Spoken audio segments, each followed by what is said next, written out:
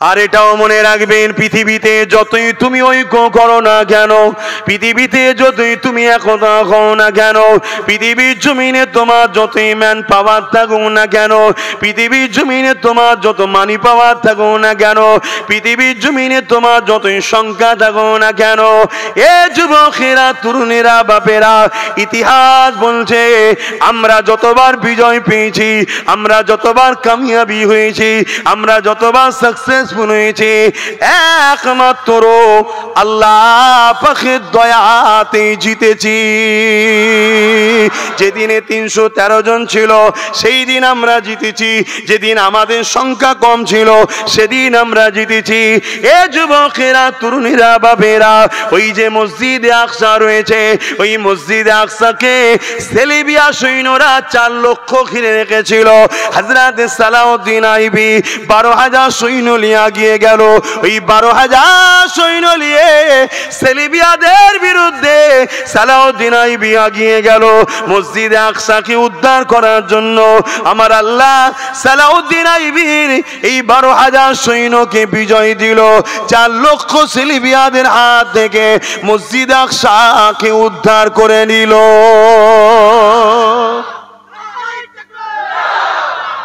কেন উদ্ধার হলো?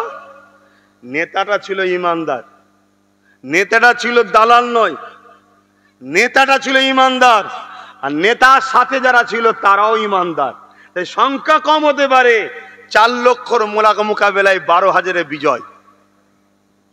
শুনছেন তো নাকি? হ্যাঁ বাপ, তোমরা সাধারণ মানুষ, খেটে খাওয়া মানুষ, দিন মজুরি করা মানুষ, লেবার করা মানুষ, তোমাদেরকে বাপ একটু বুঝে বুঝে পা ফেলতে হবে।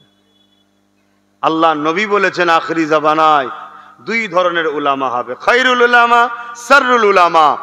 ভালো উলামা, খারাপ উলামা। ভালো উলামা কারা? যারা দ্বীনের স্বার্থে কথা বলবে। কোনো যদি কারোর সঙ্গে আপোষ করতে হয় দ্বীনের স্বার্থে, কারোর সঙ্গে লড়াই করতে হয় দ্বীনের স্বার্থে, যা কিছু করবে। দ্বীন মানে কি? আগে বললাম তো, ইনসাফ, ইনসানিয়াত, ন্যায়, সত্য, গরিবদের ভালোবাসা, এতিম, এই সবগুলো নিয়ে হলো দ্বীন। জোরে বলুন সুবহানাল্লাহ। আর শাররুল উলামা কারা? যারা তাগুতি শক্তির দলদাস হয়ে দালালি করবে। যেমন হতভাগা আকবর, নাম শুনেছেন? হতভাগা আকবর দ্বীনে ইলাহি বার করেছিল, আপনারা তো শুনেছেন। আমার হতভাগা আকবর দ্বীনে ইলাহি বার করেছিল। হতভাগা আকবরের দিকে সব মুফতি মৌলানা চলে গেছে। মুজাদ্দিদ আল-পেসানি গুটি কতক আলেমকে নিয়ে হতভাগা আকবরের বিরোধী করতে লাগলো।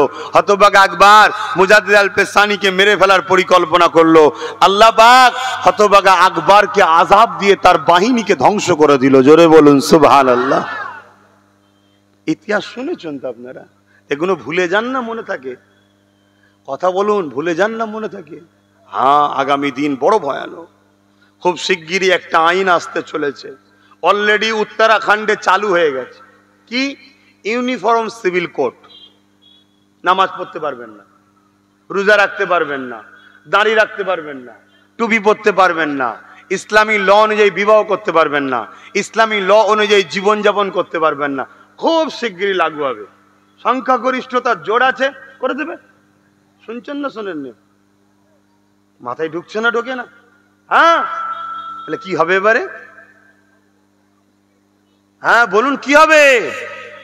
আমাদের কই? আমাদের লাঠি কই? আমাদের তো নেই। আমরা যাদেরকে আপন মনে করলাম তাদের মধ্যে থেকে 3 জন আবার যায়নি। এ বিষয়ে কোনো চর্চা আছে যে কেন যায়নি? কি বুঝছেন? হ্যাঁ বুঝুন, বুঝুন। না বুঝলে আর কবে বুঝবেন?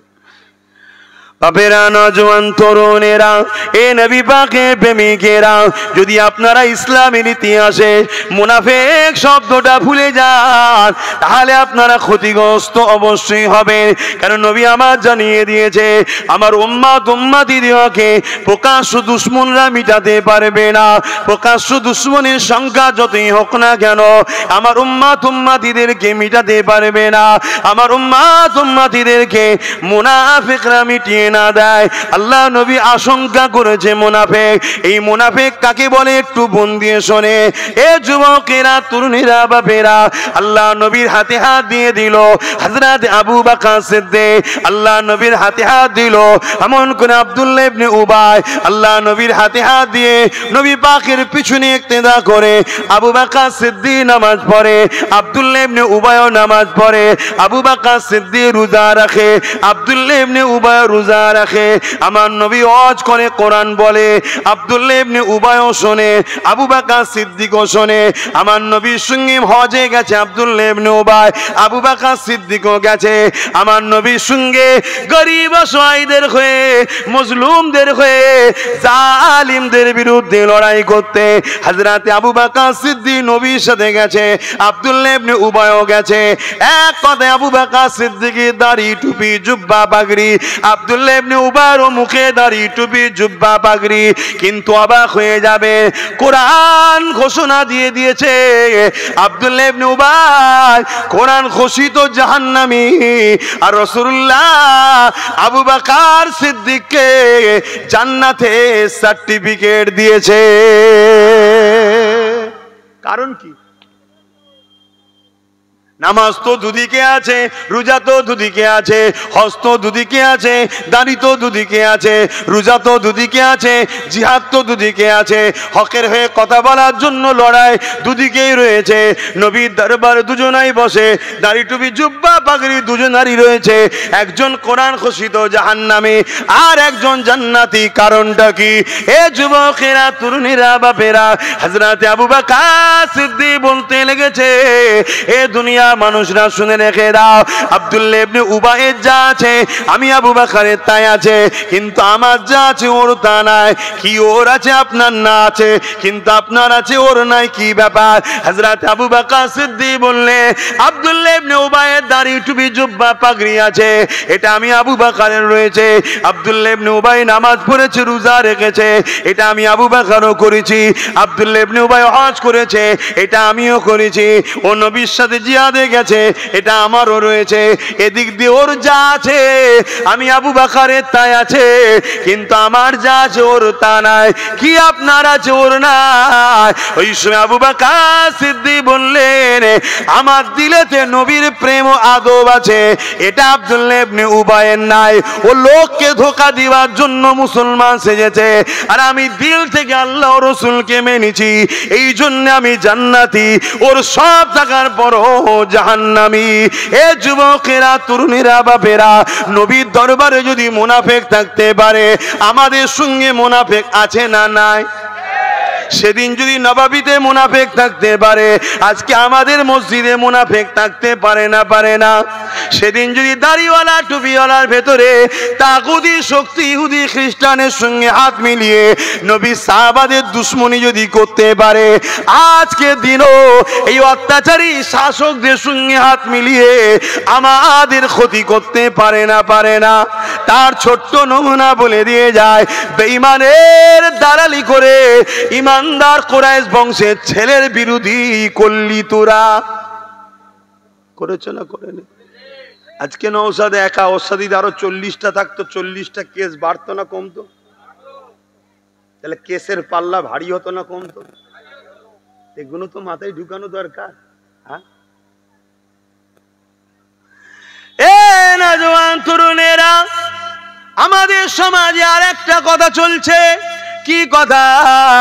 আমরা সবাই দেখতে লেগেছি এইদিকে এত আর ওই দিকে ওরা কয়েকজন, এই কয়েকজন আর এই দিকে এত।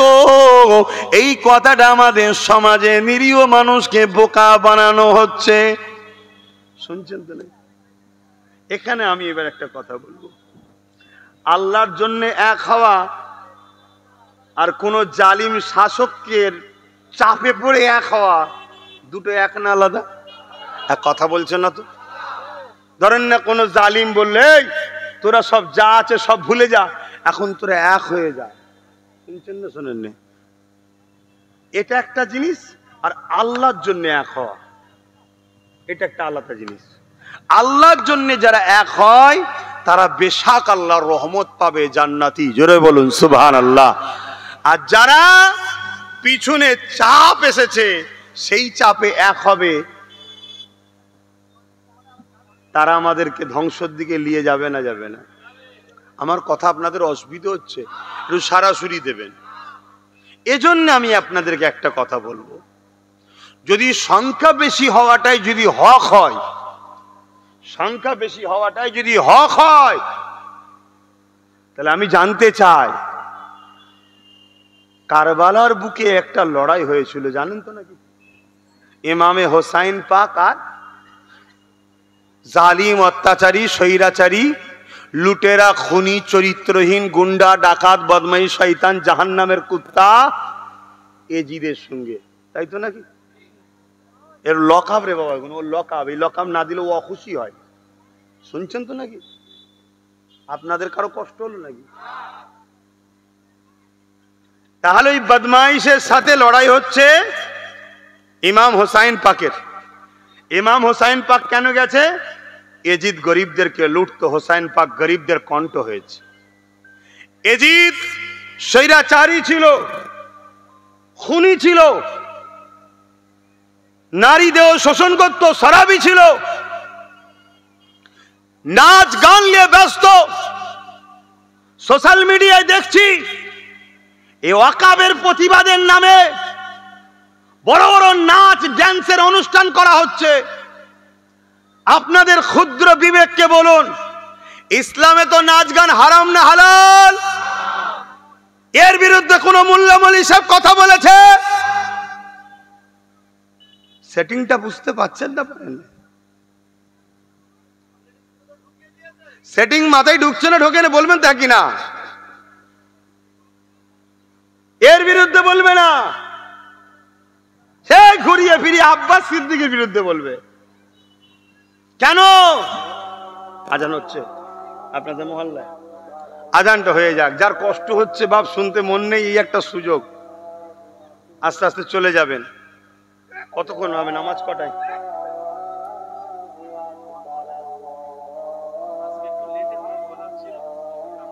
আচ্ছা, আমি দোয়া করার পরে হবে, ঠিক আছে? আমি এক্ষুনি করে দিচ্ছি। তো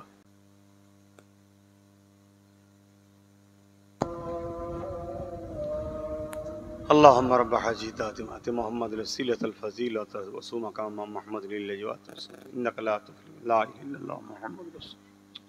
ভাইজান আমার, বাপজান আমার, আম্মা আমার, বোন আমার, কষ্ট পেচ্ছেন না তোমার কথায়? আজান হয়ে গেছে, আমি শুধু এই কথাটা বলেই দোয়া করব। তাহলে আজকে গান বাজনা ফাংশন এরপরও যদি কেউ করে, কখন করে ভাই? দুঃখে না আনন্দে? এটা সবাই বলবেন। আনন্দ হলে খুশি হলে করে, তাই তো নাকি? তা এ শয়তানগুলো খুশি, এ শয়তানগুলো মূলত আনন্দেই আছে, কিন্তু ডাইরেক্ট আনন্দ প্রকাশ করতে পারছে না। কেন? কেন? দুদল গাইদের 33% ভোটটা দরকার। শুনছেন তো নাকি? যদি এরা বুঝতে পেরে যায় যে আমরা কোন সা কম নাই, খালাতো ফুফুতো ভাই, তাহলেই তো আমাদেরকে লাথি মারবে। আর আমাদেরকে লাথি মারলে এই যে ডিফেন্সে আমরা রেখেছি, এটা করবার লোক থাকবে না। এর জন্য আমাদেরকে চিনতে হবে গাদ্দার। আল্লাহ বিপদ দেয়, বিপদ আসা মাঝে মাঝে ভালো রে বাবা, খারাপ নয়। কেন? বিপদে বন্ধু চিনা যায়, বিপদে আপনকে চিনে নিতে হয়। বিপদে যে লোক শিক্ষা না নেয় সে জাতি অবশ্যই ধ্বংস হওয়াটা স্বাভাবিক। আমি আবার বলছি, ইসলাম ধ্বংস হবে না যদি এই বিপদ থেকে শিক্ষা না পান। 100% আপনারা ধ্বংস হবেন। আমি চ্যালেঞ্জ দিয়ে বলে যাচ্ছি, 10 বছর আগে যা বলেছি আজকে ঘটছে, 3 বছর আগে যা বলেছি তাও ঘটছে, আজকেও বলছে। এই বিপদ থেকে যদি শিক্ষা নিয়ে আপনারা প্রস্তুত হয়ে তৈরি আগামী দিন যদি ভেতরে না হন, তাহলে কিন্তু আপনার অনিবার্য ধ্বংস হবেন। সব তৈরি হন ভেতরে ভেতরে। কথা বুঝছেন না? বোঝেন না? সময় মতো এলে শুধু একটাই কথা বলেন, ভাই টিকিটটা দাও, তুমি একদিক দিয়ে দিল্লি যাও, আমি আর একদিক দিয়ে যাই, যে দেখবো ওখানে কি করা যায়। কথা বুঝছেন না? বোঝে, এইটা মাথায় রাখতে হবে। তো যাক, এখন তাহলে আমি দ্বিতীয় অপশান কি বললাম?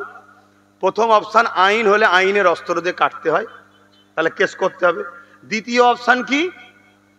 যে শক্তি দ্বারা তারা আইন তৈরি করেছে, সংখ্যাগরিষ্ঠতা, যত সেকুলার আছে মাইন্ডের লোক বলে, কিসের সেকুলার তোই বুঝি না, তারপরও তর্কের খাতিরে ধরে নিলাম, সেকুলার মাইন্ডের লোকেদের ঘরে নিয়ে নিজেদের ঘরে পার্টনারে শক্তি তৈরি করতে হবে। সেই তোমাকে দিচ্ছি তুমি যাও, না না না পার্টনার। আমি যে বলেছিলাম না চেয়ারের 4টে পায়ে একটা থাক, আজকে বলো তো আমার রাজ্যে যে বসে আছে তার যদি একটা পায়া আমাদের থাকতো তাহলে আমরা চাপ দিতে পারতাম না? পারতাম না? না হয় পা খুলে নেবো। তাহলে আমি ভুল বলেছিলাম সেদিন? এ কমের একটা অংশ আমায় গাল দিয়েছে না, তাই না?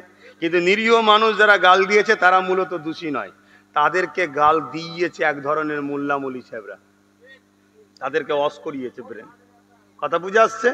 তাহলে দ্বিতীয় নম্বর অপশান হচ্ছে যে শক্তি দ্বারা তারা এই বিলটা করেছে ওই শক্তি তৈরি করে আবার নতুন করে আইন করে নিতে হবে। যেমন ও আইন করছে নতুন করে, আমাদেরও আইন করে নিতে হবে, সেটা সংবিধানের যে ধারা সেই ধারাতে ফিরে আসা হবে। কথা মাথায় ঢুকছে? 3 নম্বর অপশান হলো কি, আন্দোলন বাড়াতে হবে। কি আন্দোলন বাড়াতে হবে? ব্যাপক আন্দোলন করতে হবে, লক্ষ লক্ষ লোক, কোটি কোটি লোক বেরোতে হবে। কিন্তু সেই আন্দোলন দেশের সম্পদ ক্ষতি করে নয়, সংবিধান বিরোধী নয়, কোনো অন্য ধর্মের মানুষের সঙ্গে লড়াই নয়, সর্বধর্মের মানুষকে সাথে লাও, নিয়ে মানুষকে বুঝাও যে এটা গণতন্ত্র, সংবিধান এবং তোমাদেরই তো ভাই আমরা, আমাদের বিরুদ্ধে একটা কাজ হচ্ছে। যেমন সংবিধান বিরোধী তেমন আমাদের বিরোধী। 2023-এ আদিবাসীদের সম্পদ নিয়েছে, 2025-এ আমাদের, 2026-এ আমার হিন্দু ভাই তোমাদের যে দেবত্ব লেবেনের কি মানে আছে, এই বোঝানো দরকার আছে না? নাই? এইভাবে আমাদেরকে সংগঠিত হতে হবে, বিশাল বিশাল বড় বড় সব আন্দোলন তৈরি করতে হবে। কথা বুঝে আসছে না? নাই? আর একদিন করে হাঁপিয়ে গেলে হবে না, কন্টিনিউ যেমন কৃষক বন্ধুরা করেছে, শুনছেন তো নাকি? কৃষক বন্ধুরা যেমন আন্দোলন করেছে ওই আন্দোলন করতে হবে। কিন্তু কৃষক বন্ধুদের মধ্যে আন্দোলন করতে গেলে তারপরও সেই একটা জিনিসই লাগবে, সেটা হলো কি রাজ শক্তিকে সাপোর্ট লাগবে। কেন? কৃষকদের পিছনে পাঞ্জাব সরকারের সাথ ছিল, শুনছেন তো নাকি? পাঞ্জাব সরকার কৃষকদের খেতে দিয়েছিল, থাকতে দিয়েছিল, গাড়ি দিয়েছিল, তেল দিয়েছিল, তাদের আন্দোলনের সব খরচ দিয়েছিল। হাতটাকে তাদেরকে মারা গেলে 2 লক্ষ, 3 লক্ষ, 4 লক্ষ, 5 লক্ষ করে টাকাও দিয়েছিল। যত সেকুলার দল আছে, যেখানে কংগ্রেস জিতে আছে, যেখানে বাম জিতে আছে, আমার রাজ্যে ইনি টিএমসি রয়েছে, এদের সবাইকে সাথ দেওয়া দরকার আছে না? না? আর যদি না বিপদে সাথ দেয় তো কিসের বন্ধু এরা? কথা বলো, কিসের বন্ধু? যদি বিপদে দুশ্মন বন্ধু পার্থক্য না করতে পারো, আগামী দিন আরো বড় বিপদে হবে। হয়তো আমার এই কথাগুলো শুনে আমার কমেরই হয়তো আজকের দিনেও কিছু ছেলে আমায় ভুল বুঝতে পারে, সমালোচনা করতে পারে। তাদের জন্য আমার একটাই কথা, আল্লাহ তোর বিচার করবে, আল্লাহ তোর বিচার করবে। কিন্তু যারা বুঝতে পারছেন তাদেরকে আমার একটাই কথা, আন্দোলন বাড়িয়ে যান। প্রত্যেকটা আন্দোলনকে আমি সাপোর্ট করছি। আমার নামে অনেক মিথ্যা প্রচার করা হচ্ছে, শুনছেন না শোনেন না? একটা নিজের মুখের বাইট দেখাতে পারবেন না। কথা বুঝে আসছে? আমার নামে অনেক মিথ্যা প্রচার করা হচ্ছে। এবারে কে কোথায় যাবে, কে কোথায় যাবে না, ওটা ব্যক্তি স্বাধীনতা আছে না? না, কিন্তু সাপোর্ট করছি আমি, প্রত্যেকটা আন্দোলনকে সাপোর্ট করছি। শুধু দুটো আন্দোলনকে আমি সাপোর্ট করি না। একটা আন্দোলন, যে আন্দোলন দেশের ক্ষতি ও দেশের সম্পদকে ক্ষতি করছে, সংবিধান বিরোধী, সেই আন্দোলনকে আমি সাপোর্ট করি না। করা উচিত হবে, কেন? দেশের কি দোষ আছে? দেশ তো আমাদের, মানুষ আমাদের সবার, সেই দেশের সম্পদকে ক্ষতি করবে কেন? কথা বুঝে আসছে? সেই আন্দোলনকে আমি সাপোর্ট করি না। দ্বিতীয় কোন আন্দোলনকে সাপোর্ট করি না? যে আন্দোলন নিরীহ মুসলমানকে সংগঠিত করে কেন্দ্র সরকারের বিরোধী করছে, ভালো কথা, পাশাপাশি রাজ্য সরকারের দালালি করছে, তাকে আমি সাপোর্ট করি না। কথাবার্তায় ঢুকছে না? ঢোকেনি? এ লড়াই আল্লাহর পক্ষে, রসুলের পক্ষে, জালিমদের বিরুদ্ধে। কেউ যদি আইন করে সম্পদকে খেতে চায় তারও বিরুদ্ধে লড়াই হবে, আর কেউ যদি চুপি চুপি অকাপ সম্পত্তিকে নষ্ট করে তারও বিরুদ্ধে লড়াই হবে না? হবে না? একটা শেষ কথা বলে দিই, এই অকাপ কালা কানুনের মধ্যে অনেক কটা চেঞ্জ এনেছে। তার মধ্যে একটা চেঞ্জ হলো কি, ওয়াকাফ বোর্ডের মধ্যে অমুসলিমকে ঢুকাতে হবে। শুনছেন তো নাকি? ওয়াকাফ বোর্ডের মধ্যে অমুসলিমকে ঢুকাতে হবে। এই কথাটা শুধু বললে আমার অন্য ধর্মের ভাইয়েরা মনে দুঃখ করবে না? করবে না? যে আমরা যদি ঢুকি তোদের অসুবিধে কিরা, বলবে না? বলবে না?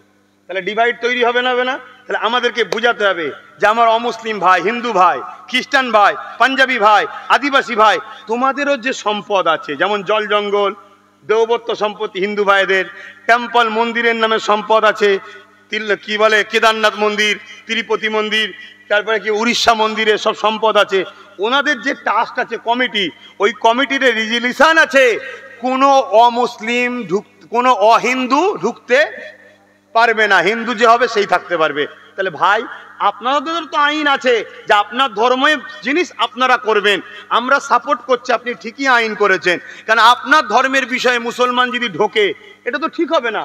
আপনার তেমন মুসলমানদের ওয়াকাফ মসজিদ মাদ্রাসা এটা মুসলমানদের ধর্মের জিনিস,